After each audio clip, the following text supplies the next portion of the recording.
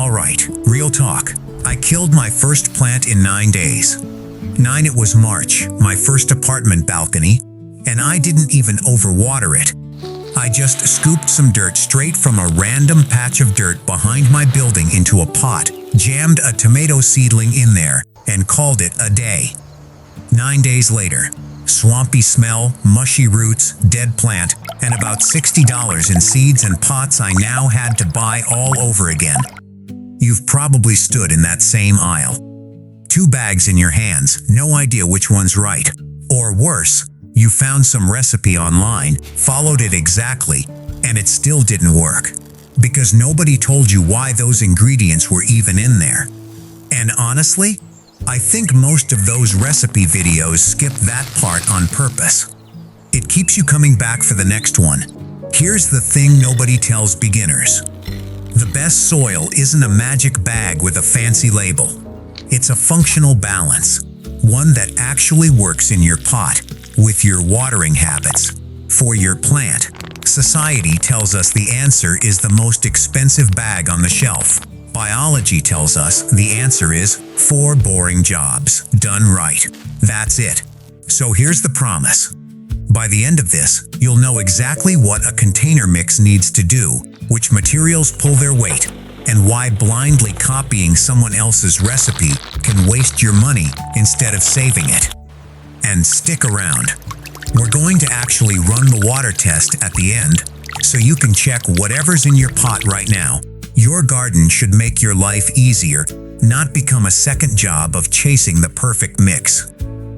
Let's build the thing that actually works. 4 jobs. Okay, 4 jobs. Let's get into it. Cheap 1. Hold the plant up. Sounds obvious, but a mix that's too light or too fluffy can't anchor roots against wind or their own weight once they get top-heavy. Think of it like a table with wobbly legs. Doesn't matter how nice the tabletop is. Job 2. Let the roots breathe. Roots aren't just drinking straw, they're also lungs down there. Pack the mix too tight, and it's basically like breathing through a wet towel. Technically, air's getting in, just not enough of it, and not fast enough. So what does that mean for your pot? If you squeeze a handful of your mix, and it turns into a dense little brick, your roots are already suffocating before you've even planted anything. Job 3. Manage the extra water. This is the one that got me. A container is not the ground. In the ground, water just keeps traveling down, down, down forever. In a pot, water hits the bottom and just sits there. No drainage means you've basically built a bathtub with no drain, and roots sitting in standing water start rotting within days. That's exactly what killed my first tomato plant. Job 4. Hold enough moisture and nutrients for whatever you're actually growing. A cactus and a tomato are not asking for the same thing here. So what does that mean for you? It means good soil isn't one fixed answer. It's a moving target based on your specific plant. Now, quick myth to bust before we move on. You'll hear people say garden soil always fails in containers. That's not quite right. And honestly, it's a little lazy. Dense or poorly drained soil straight from the ground can create problems in a pot. Because container roots are dealing with completely different air and drainage limits than roots in open ground. It's not that garden soil is cursed. It's that a pot changes the rules. And most garden soil wasn't built to play by them. It's a completely different job description, and most bags were never written for that job. So, 4 jobs. Hold the plant, let it breathe, drain the extra water, hold the right amount of moisture and food. Knowing those 4 jobs is step 1. Next, we actually go shopping, and I'll show you exactly how to tell what earns a spot in your pot and what's just marketing wearing a nice bag. Hoosing Mysterial by Fonkin. Alright, let's actually go shopping. Remember those bags I mentioned at the start? The ones you're standing there holding, no idea which is right. Here's the trick. Stop reading the label. Start asking one question. What job is this doing? Because here's something I've noticed reviewing dozens of these bags with our team: almost none of them tell you the job. They tell you the crop, the brand, the premium claim, never the function. And here's a fast way to sanity check yourself before you even buy anything. If you can't answer which of the 4 jobs an ingredient covers, don't put it in the cart yet. Ask first, buy second. It sounds slow, but it saves you from the $60 mistake I made. So instead, run every ingredient through the 4 jobs from before. Does it help hold the plant up? Does it open up air pockets for roots to breathe? Does it help water drain instead of pool? Or does it hold moisture and nutrients for the long haul? Most solid mixes are really just a combination of a few materials, each one covering 1 or 2 of those jobs. Not one miracle ingredient doing everything. Here's something concrete. We pulled data from about 40 return requests our team tracked from local garden shops last year. Over half of those returns were people bringing back a bag because it didn't work, when the real issue was they'd bought something built for outdoor beds and used it straight in a small pot with no adjustment at all. The bag wasn't broken. The job mismatch was the problem. Now, I'll be straight with you. I'm not going to hand you an exact ratio in this video. Why? Because the exact recipe depends on your climate, your container, and what you're growing, and I only want to give you numbers once they're actually verified for your situation, not some copy-pasted ratio that worked for somebody else's balcony in a different country. That's exactly the trap we talked about earlier. Following a recipe with zero understanding of what it's doing. There's a channel I've followed for a while, small, maybe 20,000 subscribers, does mostly balcony tomatoes. They ran the exact same water test on 3 different mixes side by side in one video. Same containers, same crop, same day. 2 of the 3 failed the drainage check within the first minute. Neither of those 2 were bad products. They just weren't built for that container size. That's the whole point of testing in your actual pot, instead of trusting a label. Here's a counterintuitive one for you. The mix with the fewest ingredients, chosen carefully, usually beats the mix with the most ingredients thrown in because someone saw it on a list. More stuff isn't more functional. It's just more stuff. So go back to those bags in your head right now. Instead of sorting them by price or brand, sort them by job. Which one helps anchor? Which one opens airspace? Which one drains? Which one holds food and moisture? That's the whole game.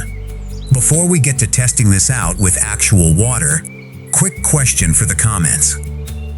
What's currently sitting in your pot right now? And do you actually know what job it's doing? Figuring the mix out is step 2, but there's still one test left that tells you if it's actually working, and we're doing that next. The water test and the mine mistake. Okay, time for the actual test. Here's how you check if your mix is doing its job. Right in the container you're actually going to use. Water it like you normally would. Watch what happens in the first 30 seconds. If water sits on top and just pools there, that's airspace telling you it's too tight.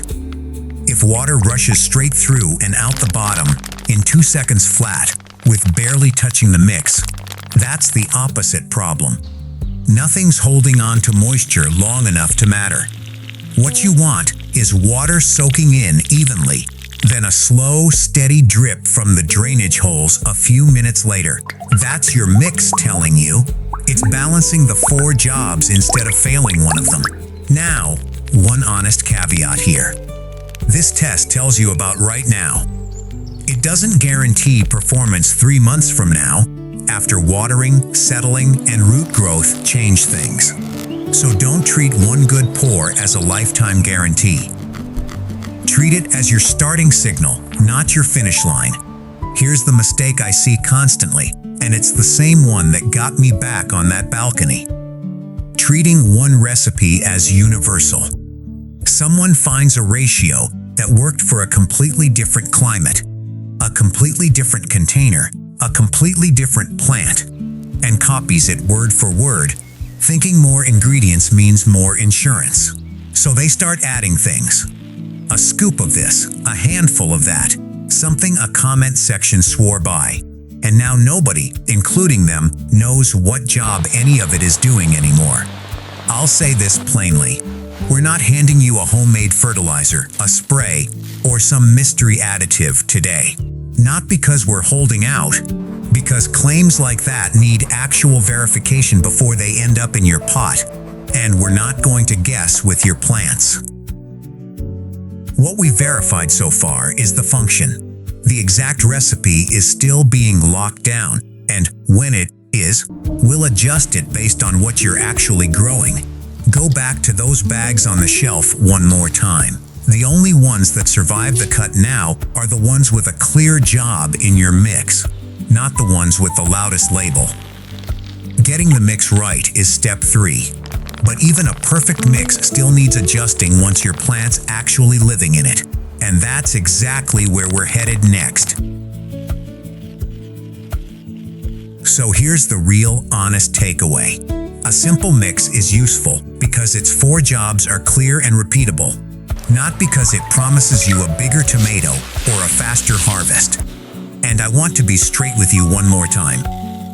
No single mix, no single ratio works the same for every crop, every container, every climate, every watering habit.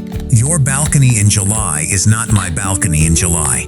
Your watering schedule when you're busy is not your watering schedule on a slow weekend. The mix has to bend to your actual life, not the other way around. Take 2 people with the exact same bag of mix. One waters every morning before work. The other waters twice a week on weekends.